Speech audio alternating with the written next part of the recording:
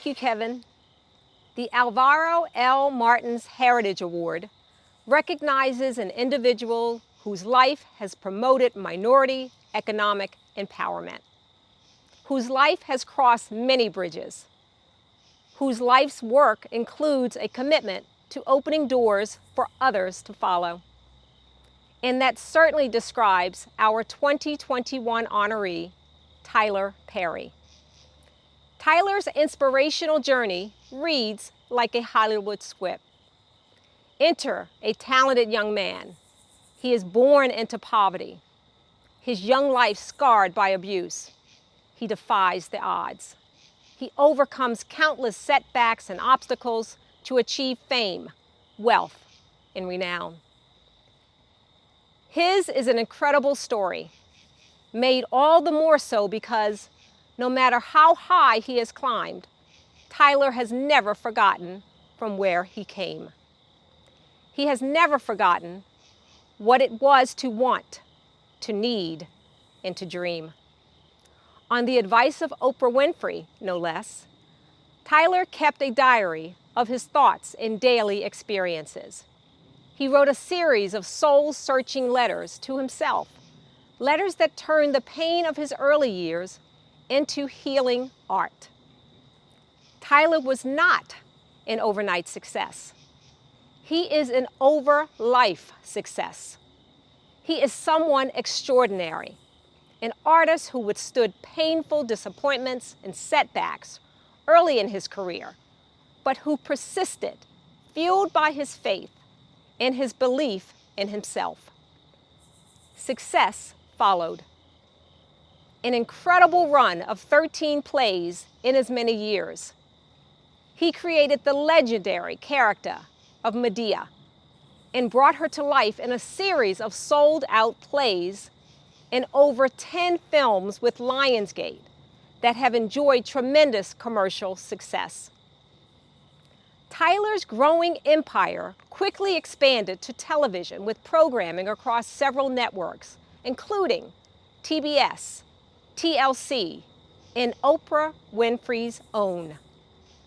Further expansion resulted in a streaming partnership with BET to launch BET Plus. To date, Tyler has 25 feature films and over 1,300 episodes of television on his resume. And this multi-talented, award-winning writer, producer, and actor isn't finished yet. He's also proven himself to be a shrewd businessman. In 2008, he opened a studio in Atlanta that became home to his hit films and television series. 4 years ago, he moved his growing studio onto the grounds of the former Fort McPherson, 330 acres in the very heart of one of Atlanta's red-hot economic opportunity zones. That acquisition gave him a place to build a top-tier movie facility in a state that aggressively courts Hollywood productions. In doing so, he has become the first Black individual to be at the helm of a major production studio. The first. Tyler has forged deals that are considered the gold standard of the industry to this day. In fact, Forbes magazine recently named this self-made billionaire as the man who changed show business forever. He has long made hiring for diversity and inclusion a priority. He believes that his hiring decisions must reflect the community, especially given the lack of representation in the movie business.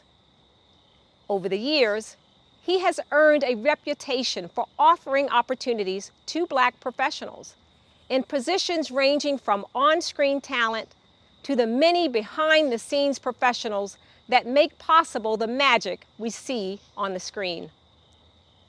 Tyler's philanthropy is as outsized as his career. He has been intimately involved with and donated generously to civil rights causes and provided aid to the homeless and support for victims of natural disasters in the United States, Haiti, and Puerto Rico. During the 2020 COVID-19 pandemic, Tyler purchased groceries for the elderly in Georgia and Louisiana.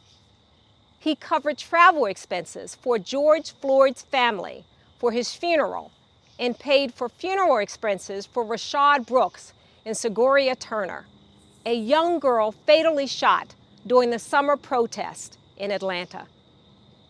Last November, he hosted a Thanksgiving food-giving event at his Atlanta studio that fed 5,000 families. Please lift your hearts and join your hands for a man who shows us how to live from our hearts for all of us. Ladies and gentlemen, the 2021 Alvaro L. Martins Heritage Award winner, filmmaker, and philanthropist, Tyler Perry.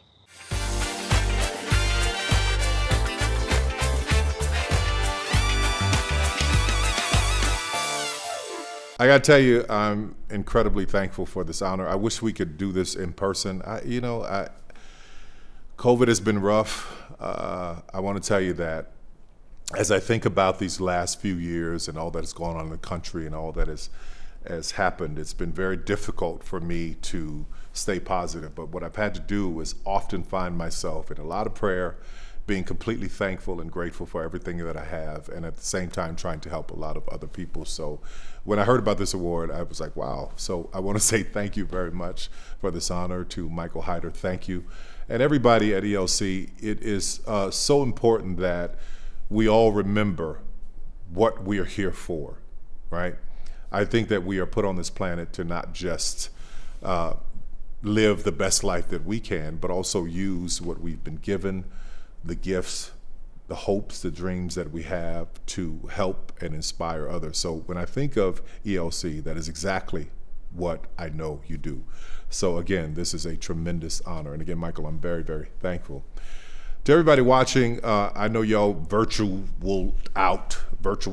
this, virtual that. I'm virtualed out too, so I appreciate you even taking the time to watch this. It is my hope that I say something in these 2 or 3 minutes that will inspire you and encourage you. And as I think about a lot of these moments, the first thing I think about is my mother, a woman who loved me to no end. But I remember this one particular moment that I want to share with you, because as I thought about this, I thought about her in this situation. I was doing my first play and I had to ask her to use her credit card to rent some vans. And the show wasn't very successful. I mean, I'm 20-something years old. I'm trying to get it to take off. Anyway, she lets me use her credit card. I rent the vans. The show made no money, and I could not pay the cast, could not pay the bills, could not pay anything. And my mother was so upset. She was sitting at home. She was smoking. I don't know why you're doing these plays. These plays are never going to work.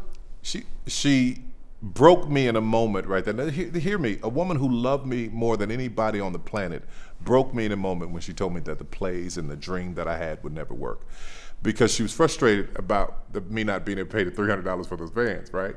So as she's complaining and she's fussing, she turns over her shoulder and she looks at me and she sees me there in tears, because I knew that this woman who loved me this much is the person that I needed to believe in me more than anybody. So having that experience was traumatic for me, but it also taught me something, because she apologized right away. She's like, I'm so sorry I said that. She was angry about one thing, but she was focusing on that $300.